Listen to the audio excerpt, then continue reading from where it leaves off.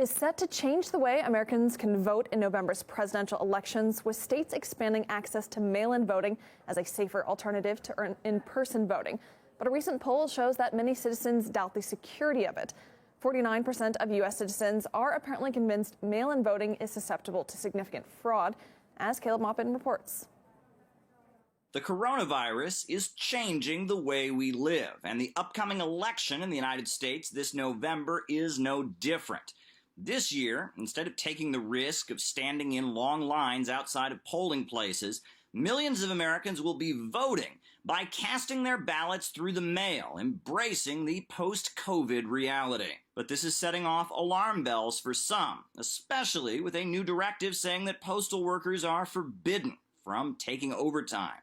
While these changes in a normal year would be drastic, in a presidential election year when many states are relying heavily on absentee mail-in ballots, increases in mail delivery timing would impair the ability of ballots to be received and counted in a timely manner, an unacceptable outcome for a free and fair election. The idea that we can get everyone on the same page and perform the election operation 10,000 precincts at a time, as we always do, with a totally new way of getting the ballots in is just beyond reach. It's way over the horizon.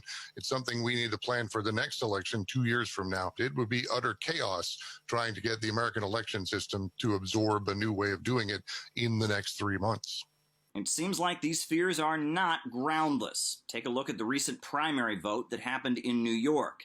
It appears that a large percentage of the ballots were thrown away. Furthermore, it takes days for all the mail-in votes to arrive, delaying election results. In the recent New York primary vote, many never even received the absentee mail-in ballots that they applied for.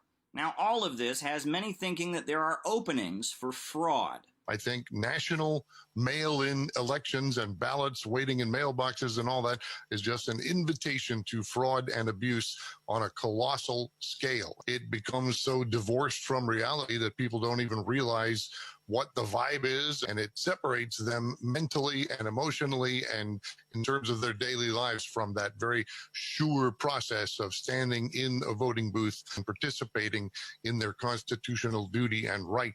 And I do not believe that is a good direction for America to go. U.S. President Donald Trump has not just been critical of the mail-in voting process. He's given a very clear analysis of how he feels about the upcoming vote.